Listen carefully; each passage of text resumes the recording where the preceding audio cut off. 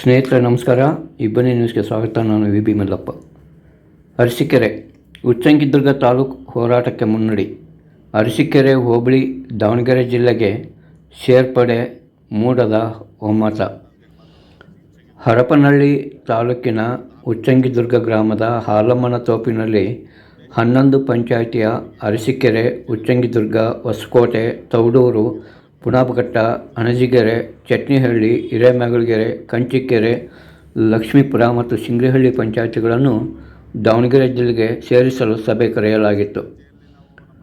ದಿನಾಂಕ 14/9/2025 ಭಾನುವಾರದಂದು ಅರಸೀಕೆರೆ ಉಚ್ಚಂಗಿದುರ್ಗ ತಾಲೂಕು ಹೋರಾಟ ಸಮಿತಿಯಿಂದ 11 ಪಂಚಾಯಿತಿಗಳನ್ನು ದಾವಣಗೆರೆ ಜಿಲ್ಲೆಗೆ ಸೇರಿಸಲು ಹಾಲಮ್ಮನ ತೋಪಿನಲ್ಲಿ ಪರ ವಿರೋಧದ ಎರಡನೇ ಸಭೆಯಲ್ಲಿ 70% ಪರವಾಗಿದ್ದರೆ 30% ವಿರೋಧ ವ್ಯಕ್ತಪಡಿಸಲಾಯಿತು. ಮುಂದಿನ ಸಭೆಯನ್ನು ಕರೆದು ಅಂತಿಮ ತೀರ್ಮಾನ ತೆಗೆದುಕೊಂಡು ದಾವಣಗೆರೆ ಜಿಲ್ಲೆಗೆ ಸೇರಿಸಲು ಹೋರಾಟ ಮಾಡಲಾಗುವುದೆಂದು ಸಭೆಯಲ್ಲಿ ತೀರ್ಮಾನಿಸಲಾಯಿತು.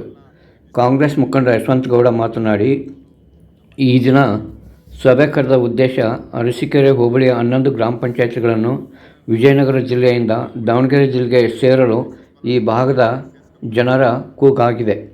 ಆಸ್ಪತ್ರೆ ಸಮಸ್ಯೆ, ಶಿಕ್ಷಣ, ರಸ್ತೆಗಳು ಹಾಗೂ ಮೂಲಭೂತ ಸೌಕರ್ಯಗಳ ಕೊರತೆ ಇದೆ.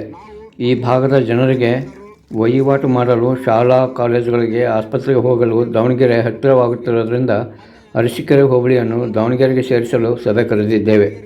ಈ ಹೋರಾಟ ಮುಂದುವರಿಯುತ್ತದೆ ಎಂದು ಹೇಳಿದರು.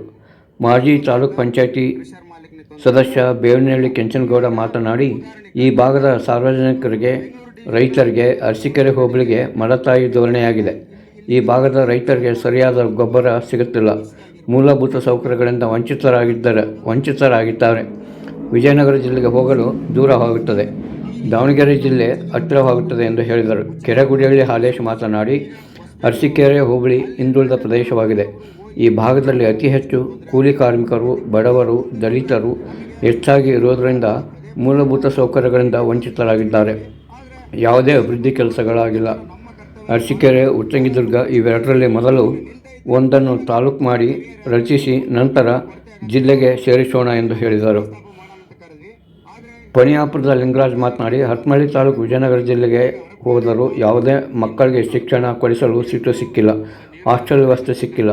ಅದೇ ದಾವಣಗೆರೆ ಜಿಲ್ಲೆಗೆ ಹೋದರೆ ಶಿಕ್ಷಣದ ಜೊತೆಗೆ ಹಾಸ್ಟೆಲ್ ವ್ಯವಸ್ಥೆ ಮಾಡಿಸಿದ್ದೇವೆ. ಮುಂದಿನ ದಿನಗಳಲ್ಲಿ ಹೊಸ ತಾಲೂಕು ರಚನೆ ಹಾಗೂ ದಾವಣಗೆರೆ ಜಿಲ್ಲೆಗೆ ಸೇರಿಸಲು ಎರಡನ್ನೂ ಒಟ್ಟಾಗಿ ಸೇರಿಸಿ ಹೋರಾಟ ಮಾಡೋಣ ಎಂದು ಹೇಳಿದರು. ದಲಿತ ಮುಖಂಡ ಕೆ. ಕೆಂಚಪ್ಪ ಮಾತನಾಡಿ, ಹರಪನಹಳ್ಳಿ ತಾಲೂಕು ಹೈದರಾಬಾದ್ ಕರ್ನಾಟಕ ವ್ಯಾಪ್ತಿಯಲ್ಲಿದೆ. ನಾವು MLAಗೆ ಜಗಳೂರಿಗೆ ಮತ ಹಾಕುತ್ತೇವೆ, MP ಗೆ ದಾವಣಗೆರೆ ಜಿಲ್ಲೆಗೆ ಮತ ಹಾಕುತ್ತೇವೆ. ಅರಸೀಕೆರೆ ಹೋಬಳಿಯ ಜನರಿಗೆ ಯಾವುದೇ ಸರ್ಕಾರಿ ಸೌಲಭ್ಯ ಸಿಗುತ್ತಿಲ್ಲ. ಉಚ್ಚಂಗಿದುರ್ಗ ಅಥವಾ ಅರಸೀಕೆರೆಯನ್ನು ತಾಲೂಕು ರಚನೆ ಮಾಡಿ ಸರ್ಕಾರಿ ಸೌಲಭ್ಯಗಳನ್ನು ನೀಡಬೇಕು. ಹೊಸ ತಾಲೂಕಾದ ನಂತರ ಎಲ್ಲ ಮುಖಂಡರು ಸೇರಿ ಯಾವ ಜಿಲ್ಲೆಗೆ ಸೇರಿಸಬೇಕೆಂದು ನಿರ್ಧಾರ ಮಾಡೋಣ ಎಂದು ಹೇಳಿದರು. ಇದೇ ಸಂದರ್ಭದಲ್ಲಿ ಮಾಜಿ ತಾಲೂಕು ಪಂಚಾಯತ್ ಸದಸ್ಯ ಪಾಟೀಲ್ ಕೆಂಚನಗೌಡ, ಯಶವಂತಗೌಡ, ಪಣಿಯಾಪುರದ ಲಿಂಗರಾಜ್, ಎಸ್. ಹನುಮಂತಪ್ಪ, ಗುಡಿಹಳ್ಳಿ ಹಾಲೇಶ್, ಚಟ್ನಿಹಳ್ಳಿ ರಾಜಪ್ಪ, ತಳವಾರ್ ಮಂಜಪ್ಪ, ಬಸವರಾಜ್, ಕೆ. ಕೆಂಚಪ್ಪ, ಸಿದ್ದಪ್ಪ, ಜಾತಪ್ಪ, ಶರಣಪ್ಪ, ಕಲ್ಲಳ್ಳಿ ಹನುಮಂತಪ್ಪ, ಪೂಜಾರ್ ಅಣ್ಣಪ್ಪ, ಮುರುಗೇಶ್, ಯುವರಾಜ್, ಸಿದ್ದಪ್ಪ, ಬೂದಿಹಾಳ್, ಸಿದ್ದೇಶ್, ಉಮೇಶ್ ಹಾಗೂ 11 ಹಳ್ಳಿಗಳ ಮುಖಂಡರು ಹಾಜರಿದ್ದರು. ವರದಿ ಮಹೇಶ್, ಅರಸೀಕೆರೆ. ಪಕ್ಷನ ನಾನು ಟೀಕೆ ಮಾಡಕ್ಕಲ್ಲ, ಯಾವುದೇ ವ್ಯಕ್ತಿನ ಟೀಕೆ ಮಾಡಕ್ಕಲ್ಲ. ಒಬ್ಬ ರಾಜಕಾರಣಿ ಜನರ ನಾಡಿ ನಮ್ಮ ವೈಯಕ್ತಿಕವಾದ ಹಿತಾಸಕ್ತಿ ಇಲ್ಲ. ನಾವು ನಮ್ಮ ಜೊತೆಗೆ ಬರ್ತಕ್ಕಂಥವ್ರು ಸಾರ್ವಜನಿಕರು, ರೈತರು. ಯಾಕಂದ್ರೆ ನೀವು ರೈತರು ಗಮನಿಸ್ರಿ, ಮೊನ್ನೆ ಗೊಬ್ಬರದ ಅಭಾವ ಆದಂತ ಟೈಮ್ನಾಗೆ ದಾವಣಗೆರೆಗೆ ಹೋದ್ರೆ ನೀವು ಹರಪನಹಳ್ಳಿ ತಾಲೂಕಿನವ್ರು ನಾವು ಕೊಡಲ್ಲ ಅಂತ ವಾಪಸ್. ನನಗೆ ತೊಂದರೆ ಆಯ್ತಾ? ಕ್ರಷರ್ ಮಾಲೀಕನಿಗೆ ತೊಂದರೆ ಆಯ್ತಾ? ಇಲ್ಲ. ನೀವೀಗ ಉದಾಹರಣೆ ಕಾಂಟ್ರಾಕ್ಟ್ದಾರರು ಬೆಂಗಳೂರು ಡಿವಿಷನ್ ತೆಗೆದು ಗುಲ್ಬರ್ಗ ಡಿವಿಷನ್ಗೆ ಹಾಕ್ಯಾರ. ಬೆಂಗಳೂರಲ್ಲೇ ಇಲ್ಲಿಂದ ಬಿಟ್ರೆ ಸ್ವಂತ ಆಗಿರ್ಬೋದು, ಬಸ್ಗೆ ಆಗಿರ್ಬೋದು 4-5 ತಾಸು ಹೋಗ್ತಾರ. ಗುಲ್ಬರ್ಗಕ್ಕೆ ಹೋಗಂದ್ರೆ ಸಾಯಂಕಾಲ 6 ಗಂಟೆ ಬಿಟ್ರೆ ಬೆಳಿಗ್ಗೆ ಅವ್ರ ಅಧಿಕಾರಿಗಳು ಮುಟ್ಟಕ್ ಸಾಧ್ಯ.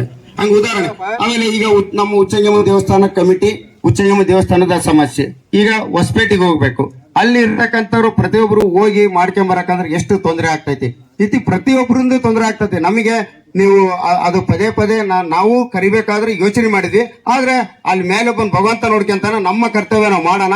ಯಾರಾದ್ರೂ ಮುಂಚೂಣಿಯಲ್ಲಿ ಇದನ್ನ ನಿಲ್ದೇ ಇದ್ರೆ ಮತ್ತೆ ಎಲ್ಲರ ಹಂಗ ಅನ್ಕೊಂತ ಹೋದ್ರೆ ಕರಿಯರ್ ಯಾರು? ಒಂದು ಒಗ್ಗಟ್ಟಿನ ಕೊರತೆ ಆಗತ್ತೆ. ನಾವು ಇದನ್ನ ಒಂದು ಪ್ರಸ್ತಾಪ ಮಾಡೋಣ ಅಂತ ಕರೆದ್ವಿ. ಆದ್ರೆ ಈಗ ಕೆಲವರ ಅಭಿಪ್ರಾಯಗಳಿಗೆ ನಾನು ಒಂದು ವಿವರಣೆ ಕೊಡ್ತೇನೆ. ಈಗ ಹರಪನಹಳ್ಳಿ ತಾಲೂಕು ಒಂದ್ ದಿವಸ ಮುಂಚಿತವಾಗಿ ನಾವು ಅಡ್ವಾನ್ಸ್ ಆಗಿ ಹೋಗ್ಬೇಕು ಅಲ್ಲಿ. ಈಗ ಒಂದ್ ದಿವಸ ಮುಂಚಿತವಾಗಿ ನಾವು ಅಡ್ವಾನ್ಸ್ ಆಗಿ ಹೋಗ್ಬೇಕು ಅಲ್ಲಿ. ಈಗ ಸಭೆ ಕರೆದಾರದ್ ನಾವು ಈಗ ಆ ಸರಿ ಹೋರಾಟ ಮಾಡಿದ್ರೆ ನಾವು ಇಷ್ಟೊತ್ತಿಗೆಲ್ಲ ಏನೋ ಒಂದು ಫಲ ಪಡಿತಿದ್ವಿ. ಅದನ್ನ ಸ್ವಲ್ಪ ಕಾರಣಾಂತರದಿಂದ ಮುಂದೂಡಲಾಯಿತು. ಈಗ ನಮ್ಮ ಅಭಿಪ್ರಾಯ, ನಂದು ಅಭಿಪ್ರಾಯ ತಿಳಿಸ್ತೀನಿ.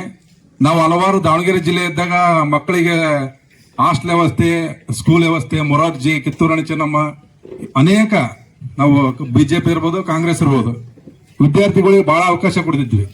ಈಗ ನಾವು ಕಳೆದ 2-3 ವರ್ಷದಿಂದ ಯಾರಿಗೂ ಒಂದು ಹಾಸ್ಟೆಲ್ ಕೊಡ್ಸಕ್ ಆಗದಂತ ಪರಿಸ್ಥಿತಿ ಬಂದೈತಿ. ಯಾರು ವಿಜಯನಗರಕ್ಕೆ ಹೋಗಿ ಓದ ಅಂತಾರ ಯಾರು ಇಲ್ಲ. ಈಗ ಇಲ್ಲಿ ಯಾರು ವಿಜಯನಗರ ಜಿಲ್ಲೆಯಲ್ಲಿ ಹೆಡ್ ಕ್ವಾರ್ಟರ್ ನಲ್ಲಿ ನಮ್ಮ ಮಕ್ಕಳನ್ನ ಹೋಗಿ ಹಾಸ್ಟೆಲ್ ಸೇರಿಸಿ ಓದಿಸ್ತಾ ಇದಾವೆ ಗೌರ್ಮೆಂಟ್ ಹಾಸ್ಟೆಲ್ ಅಂತಂದ್ರೆ ಕೈ ಎತ್ತಿ ಹೇಳ್ಬೋದು ನೀವು ಯಾರು ಇದ್ರೆ. ಅದೇ ದಾವಣಗೆರೆಯಲ್ಲಿ ಆದ್ರೆ ಸಾವಿರಾರು ಜನ ಅದಾರ. ನಾನ್ ಬೇಕಾದ ಗ್ರೂಪ್ ಸಮೇತ ಕೊಡ್ತೀನಿ. ಹಂಗಾಗಿ ಈಗ ನೆರವೇರ್ತಕ್ಕಂಥ ನಾವು ಹಲವು ಒಂದು ವಾರಗಳಿಂದ ಎಲ್ಲ ಚರ್ಚೆ ಮಾಡಿದೀವಿ. ಕೆಲವರು ಉಚ್ಚಂಗಿದುರ್ಗ ತಾಲೂಕು ಮಾಡೋಣ, ಹೋರಾಟ ಮಾಡೋಣ ಅಂತ ಹೇಳ್ತಾರೆ. ಕೆಲವರು ನಾವು ಅರಸೀಕೆರೆ ತಾಲೂಕು ಮಾಡ್ಕೊಂಡು ಹೋರಾಟ ಮಾಡ್ಕೊಂಡು ಅಂತ ಹೇಳ್ತಾರೆ. ಏನೇ ಅಭಿಪ್ರಾಯ ಇಲ್ಲಿ ತಗೊಂಡು ತಾಲೂಕು ಮತ್ತು ಜಿಲ್ಲೆ 2 ಹೋರಾಟ ಜೊತೆಗೆ ನಡಿಬೇಕು. ಯಾಕಂದ್ರೆ ಹಿಂದೆ ಮುಂದೆ ಆಗ್ಬಾರ್ದು. ನಮ್ಗೆ ಯಾವ್ದಾರ ಒಂದು ಫಲ ಸಿಕ್ಕೇ. ಈಗ ನಾವು ಮನೇಲಿ ಕುತ್ಕೊಂಡ್ರೆ ಏನು ಬರಲ್ಲ. ನಾವು ಮುಂದಿನ ನಮ್ಮ ಮಕ್ಕಳು ಫ್ಯೂಚರ್ಗಾಗ್ಲಿ ನಮ್ಮ ಇದಕ್ಕಾಗ್ಲಿ ನಾವು ಈಗ 20 ವರ್ಷ ಹಿಂದೆ ಹೋಗ್ಬಿಟ್ಟಿದ್ದೀವಿ ನಾವೆಲ್ಲ. ಈಗ ಅಭಿವೃದ್ಧಿಯಲ್ಲಿ ಅಥವಾ ನಾವು ಕೃಷಿ ಚಟುವಟಿಕೆಯಲ್ಲಿ ಆಗ್ಬೋದು, ಯಾವುದೇ ವಿದ್ಯಾರ್ಥಿ ಏನೋ ನೀವು ಹೆಚ್ಚಿಗೆ ಇದೆ ಅಂತ ನಾವೇನೋ ಸ್ವಲ್ಪ ಉಸಿರಾಡ್ತದವ ಅಷ್ಟೇ.